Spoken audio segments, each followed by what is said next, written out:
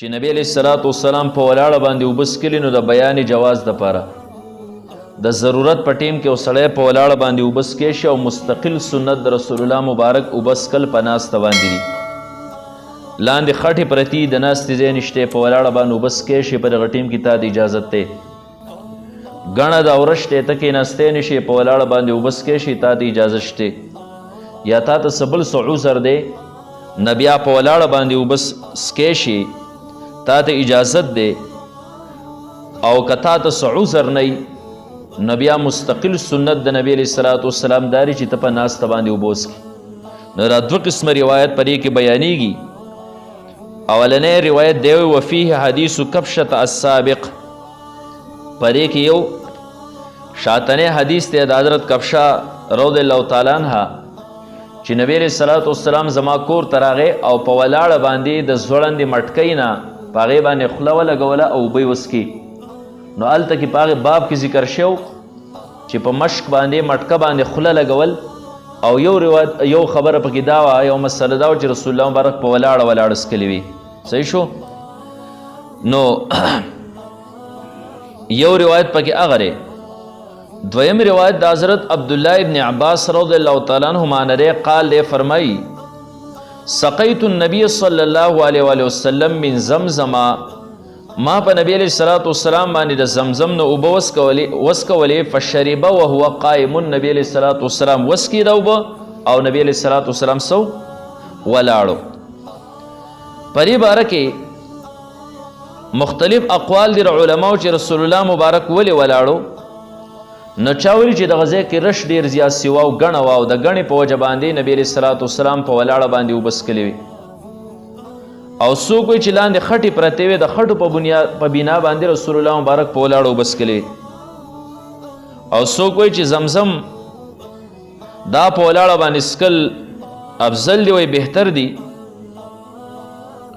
ځکه په ولاړه باندې انسان اوبه زیاتې څښی شي او زمزم چې څومره زیاتې وڅښې نو بس دا غوره دی.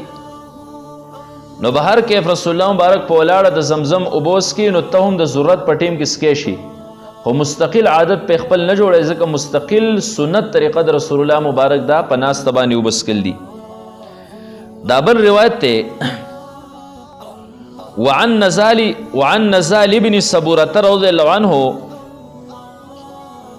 د حضرت نزال ابن صبوره رضی الله تعالی عنہ روایت ته. نزال دار کوفی اوسیدونکی دی، دره په باره کې د علماو اختلاف دی چې د نبی علیه الصلاۃ والسلام سره زیارت شوی دی او که دا نه دی شوی. حافظ ابن حجر رحمت الله علیه لیکلی دي چې د بعضو په نسبت باندې د زیارت او ملاقات د رسول الله مبارک سره ثابت دی، د رسول الله مبارک سره ملاقات شوی دی. او د بعض علماو نیز دا چې دا د کبار او لوی تابعینو نه دی او د ده نه صرف او صرف دغه یو روایت دا را نقل شوی دی. دی فرمایي اتا علی رضی الله عنه باب الرحبة، علی رضی الله تعالی عنہ چې دی نو راغی په باب الرحبه کې. باب الرحبه چې دی دا په کوفه کې دی او ځای نوم دی. علی رضی الله تعالی عنہ راغی او فشربا قائما په ولاړه باندې اوبه وڅښي.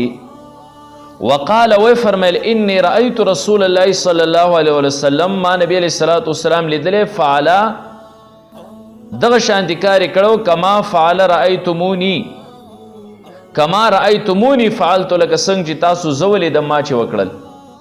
ما چې کوم کار وکړی نه په ولاړه مې اوبه وڅښي، ما نبی علیه الصلاۃ والسلام هم دغه شانتي په ولاړه باندې په اوبو وڅکو باندې لیدلی دی. نو د دې نه هم پته ولګېده چې د مجبورۍ په وخت کې ته په ولاړه باندې اوبه راڅکی شي، ګڼې خټې وغیره یا نور سره چې عذري تا ته. نو رسول الله مبارک د بیان جواز دپاره داسې کړي، حالانکې نور مستقل سنت د رسول الله مبارک سو په ناسته باندې اوبه څکلو. دا بل روایت دی وعن ابن عمر رضی الله عنهما قال كنا ناكل على عهد رسول الله صلى الله عليه وسلم ونحن نمشي. حضرت ابن عمر رضی الله تعالی عنهما فرمایي چې موږ به خوراک کوو د نبی علیه الصلاۃ والسلام په وخت کې، ونحن نمشي او موږ به روانو، ونشرب او موږ څښاک کوو، اوبه به موږ څښي، ونحن قیام او موږ به سو ولاړ به. نو دا هم د ضرورت په ټیم کې ته په روانه هم خوراک کولی شي او د ضرورت تحت ته په ولاړه باندې مو بس کې شي. دا بل روایت دی وعن عمرو بن شعيب عن ابي عن جده. عمرو بن شعيب د عن ابي د خپل پلار نه د شعيب نه روایت را نقل کوي عن جدي او هغې د خپل نیکه نه روایت کوي. قال فرمایي رأيت رسول الله صلى الله عليه وسلم ما نبی علیہ الصلوۃ والسلام ولید یشرب قائما وقاعدا. نبی علیہ الصلوۃ والسلام په ولاړه په اوبو هم لیدل او په ناسته مې په اوبو باندې هم لیدلې. نو مستقل سنت ناسته وه او کله کله د بیان جواز د پاره یا د عذر په بنا باندې هغه په ولاړه باندې هم رسول الله مبارک داسري اوبس کړي. نو په دې وجه باندې امام نووي رحمت الله علیه چې کوم باب قایم و نو باب کسی باب بیان جواز شرب قائما. دا باب دې په څه باره کې؟ په دې باره کې چې په ولاړه باندې اوبس کل جایز دي. هو بیان ان الاکمل والافضل الشرب قاعدا. او په دې بیان کې باب چې کامل طریقه افضل طریقه دا په ناسته باندې اوبس کل دي.